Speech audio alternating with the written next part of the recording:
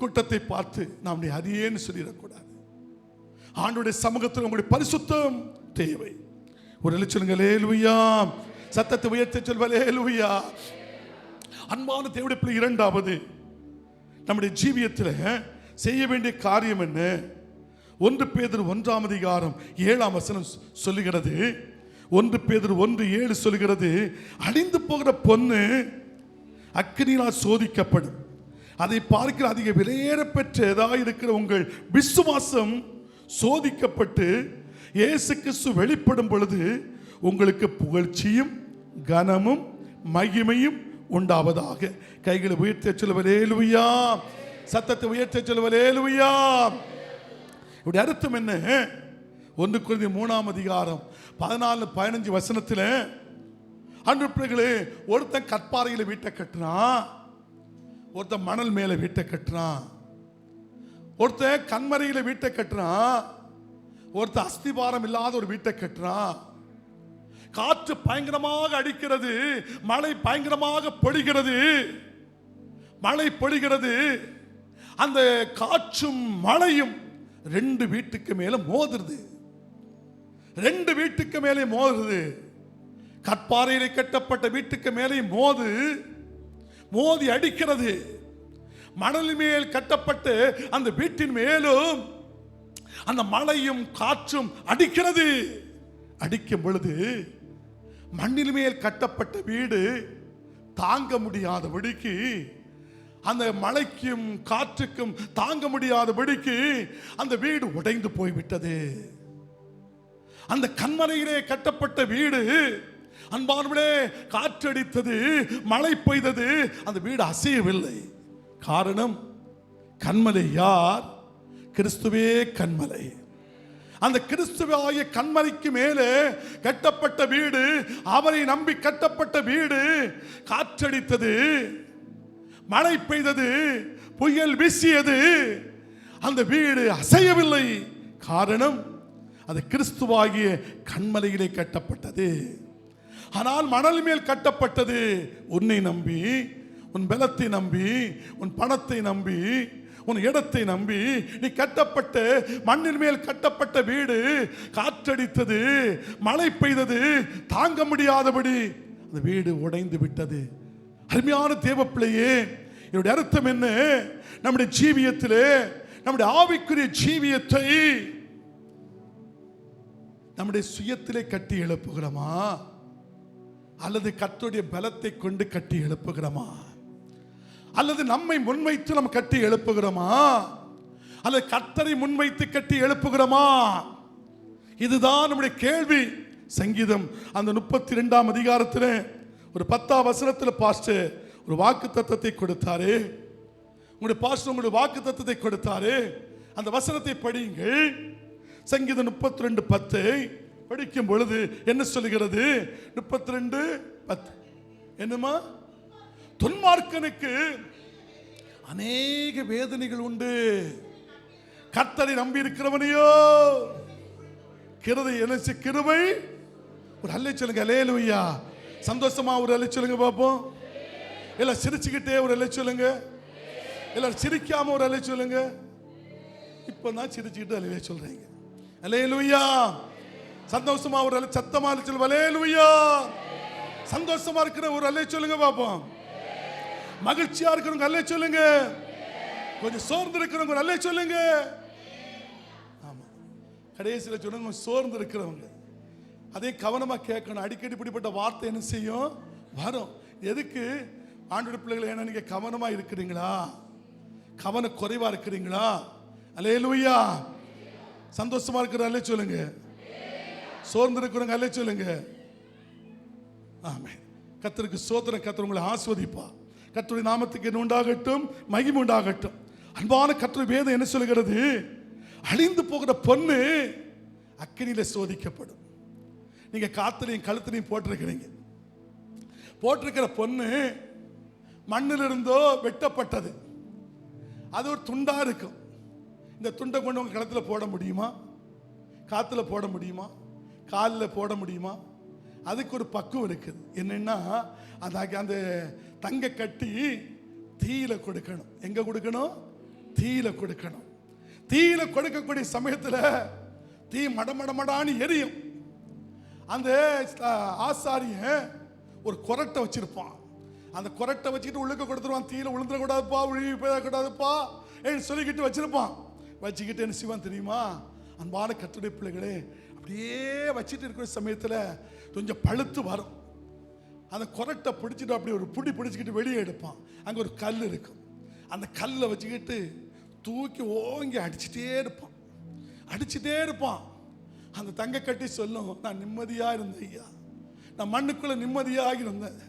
என்ன கஷ்டப்பட்டு எடுத்துட்டு வந்து அக்கினி போல் அக்கினியில் கொண்டு கொடுக்குறான் ஐயா. அது மாத்திரமா கொடுக்கிறான், இந்த அக்கினியில கொடுத்துக்கிட்டு வெளியே எடுக்கிறான் ஐயா. பெரிய கல்லில் வச்சு என்ன அடிக்கிறான், மறுபடியும் உரையில கொடுக்கிறான், மறுபடியும் எடுக்கிறான், மறுபடியும் அடிக்கிறான், மறுபடியும் கொடுக்கிறான். தங்க கட்டி சொன்ன, ஐயா என்னை விட்டுரு ஐயா, அக்கினியில கொடுக்காத, என்னை வெடிய வச்சு அடிக்காத, அக்கினியில கொடுக்காத, வெடிய வச்சு அடிக்காதேன்னு சொல்லி சொன்னா சுத்தமான பொண்ணா வருமா? சொல்லுங்க, வருமா? அப்படி சுத்தமான பொன்னாய் மாறணும் சொன்னா அக்கினி போன்ற சோதனை வருமா? ஓ, மக்கள் வெளியே எடுத்தோன்னு அடிப்பாங்களா? அடிப்பாங்க. அக்கினி போன்ற சோதனை வரும், வெளியே கொண்டு வந்து அடிப்பாங்க. அடிக்கக்கூடிய சமயத்தில், ஐயா என்னை அக்கினியில கொடுக்காதையும், என்னை வெளியெடுத்து அடிக்காதையும் என்று சொல்லிக்கிட்டு நீ சொன்னேன்னா சுத்தமான பொன்னாய் மாற வேண்டும் முடியுமா? முடியாது. அக்கினி போன்ற சோதனை வரும் பொழுது, ஐயா என்ன, நான் இந்த சோதனை சகிப்பேன்.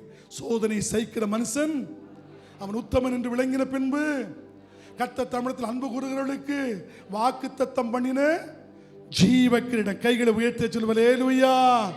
எத்தனை பேருக்கு ஜீவ கிரீடம் வேணும்? அப்ப சோதனை வேணுமா வேண்டாமா? வேதனை. அந்த சோதனையோட தாண்டுவதற்கு பலன் தருவாரா தர மாட்டாரா? தருவா.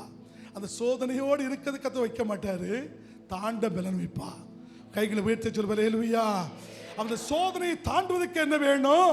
நான் நல்ல போராட்டத்தை போராடினேன், ஓட்டத்தை முடித்தேன், விசுவாசத்தை காத்துக்கொண்டேன். இது முதல் எனக்கு என்ன வந்தது? நீதியின் கிரீடம். நீதியின் கிரீடம். ஒரு அல்ல சொல்லுங்க ஹல்லேலூயா. அது நீதி உள்ள நியாயாதிபதி நமக்கு ஒரு கிரீடத்தை தர போறாரு. அது என்ன கிரீடம் தெரியுமா? நீதியின் கிரீடம். அந்த நீதியின் கிரீடம் யாருக்கு தெரியுமா? விசுவாசத்தை காத்துக்கொள்ளுகிறவர்களுக்கு. கைகளை உயர்த்தி சொல்லுவல் ஹல்லேலூயா. அந்த விசுவாசத்தை குறைந்து போறவர்களுக்கு அல்ல. விசுவாச தரம். நீ கற்பாறையில் கட்டப்பட்ட வீடா, மணல் மேல் கட்டப்பட்ட வீடா? அன்பான கர்த்தருடைய பிள்ளைகளே, அதான் விசுவாச தரம். இந்த விசுவாச தரத்திலே நீ எப்படி இருக்கிறாய்? கைகளை உயர்த்தி சொல்லுவல் ஹல்லேலூயா. சத்தத்தை உயர்த்தி சொல்லுவல் ஹல்லேலூயா. அதான் சங்கீதக்காரனாகிய தாவீது சொல்கிற 66ஆம் சங்கீதம் 12ஆம் வசனத்தில், மனுஷரை எங்கள் தலையின் மேல் ஏறி போக பண்ணினீர், தீயையும் தண்ணீரையும் கடந்து வந்தோம். தீயையும் தண்ணீரையும் மனுஷர்கள் எங்க தலைக்கு மேல ஏறி போக பண்ணினீர். உண்மைதான், நாங்க தீயையும் தண்ணீரையும் கடந்து வந்தோம்ப்பா. அதுக்கு பிறகு என்ன இருக்குது? செழிப்பான இடத்துல கொண்டு போய் நமக்கு எங்க இருக்குது? ஒரு செழிப்பான இடம். தீயும் தண்ணீரை கடக்க வேண்டிய அனுபவம் வரும். மனுஷன தலைக்கு மேலாக ஏறி போக அனுபவம் வரும் வைப்பாரு. தீயும் தண்ணீரை கடக்க வேண்டிய அவசியம் வரும். அதுக்கு பிறகு நமக்கு என்ன இருக்கு சொல்லுங்க? செழிப்பான இடம். ஒரு அல்ல சொல்லுங்க ஹல்லேலூயா. எல்லாம் கையை உயர்த்தி சத்தமா சொல்லுவோம். கை கொண்டு வந்திருக்க முழு கையை உயர்த்தி சொல்லுங்க. கைகளை அசைத்து சொல்லுவோம் ஹல்லேலூயா. இன்னைக்கு இந்த 2 காரியம் தான் நான் நினைக்கிறேன். பரிசுத்த ஜீவியத்தை குறித்து என்ன செய்யணும்? கணக்கு ஒப்புவிக்கணும். இரண்டாவது, நம்முடைய ஆவிக்குரிய விசுவாச தரத்தை குறித்து கணக்கு என்ன செய்யணும்? ஒப்புவிக்கணும். மணி 9:25 ஆயிட்டு, 9:25 ஆகிவிட்டது. நம்முடைய ஜீவியத்திலே தேவனுடைய பிள்ளைகளே, நான் ஒன்றே சொல்லி முடிக்கிறேன். மூன்றாவது, அன்பானவர்களே, சங்கீதம் 66:18 இதை மாத்திரம் சொல்லி நான் முடிக்கிறேன். சங்கீதம் 66:18 படித்து பார்க்கும் பொழுது எனக்கு அவனுடைய அக்கிரம சிந்தை நான் கொண்டிருந்தேன். ஆனால் ஆண்டவர் நமக்கு என்ன செய்ய மாட்டார்?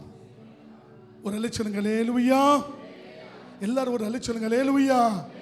அக்கிரம சிந்தை கொண்டிருந்தேனானால் ஆண்டவர் நமக்கு என்ன செய்ய மாட்டாரு? அக்கிரமா யாராவது பேசினாலும், அக்கிரமாக யாராவது சிந்திச்சாலும், நம்முடைய சின்ன அக்கிரமாக பேசிக்கிட்டு அக்கிரமாக சிந்திச்சுக்கிட்டு 41 நாள் உபவாசம் எடுந்தாலும் அக்கிரம சிந்தை கொண்டிருந்தேன் ஆண்டவர் நமக்கு ஜெபத்துக்கு என்ன செய்ய மாட்டாரு?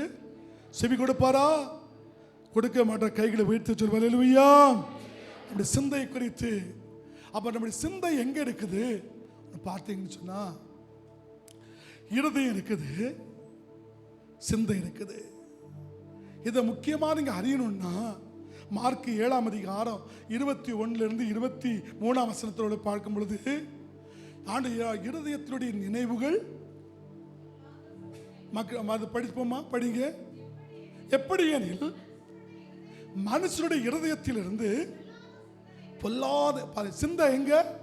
இருதயத்திலிருந்து பொல்லாத சிந்தனைகளும், விபச்சாரங்கள், வேசித்தனங்கள், கொலைபாதகங்கள், களவுகள், குவருளாசை, துஷ்டதனம், கபடு, காமவிகாரம், வன்கண்ணு, தூசணம், பெருமை, மதிகேடு, 13 காரியம் மனுஷனுடைய இருதயத்திலிருந்து சிந்தைக்கு போகுது. இது ஆண்டவருக்கு பிரியமல்லாத காரியம். அந்த 13 காரியத்தை குறித்து நான் கணக்கு ஒப்புவிக்கணும். மனுஷனுடைய இருதயத்தில் இருந்து அந்த சிந்தைக்குள்ள போகுது. இந்த சிந்தை தான் இந்த 13 பாவத்தை செய்ய வைக்குது. செய்ய வைக்கும் பொழுது கர்த்தருடைய பிள்ளைகளே, நம்முடைய சிந்தையை குறித்து கணக்கெடுக்கணும். சங்கீதம் 119:13 சொல்கிறது, வீண் சிந்தையை நான் வீண் சிந்தையை வெறுத்து, ஆண்டவருடைய பிள்ளைகளே, வெறுத்து உம்முடைய வேதத்தில் பிரியப்படுகிறேன், உம்முடைய வேதத்தில் பிரியப்படுகிறேன் என்று சொல்லுகிறார். வீண் சிந்தையை வெறுத்து விடுங்கள். நம் இனி காலம் இல்லை, முடிவு சமீபத்திருக்குது. ஆண்டவருடைய வருகை தாமதமாக இல்லை, ஆண்டவருடைய வருகை சீக்கிரமாக இருக்குது. இன்னைக்கு இஸ்ரவேலுக்கும் காசாவுக்கு நடக்கிற யுத்தம்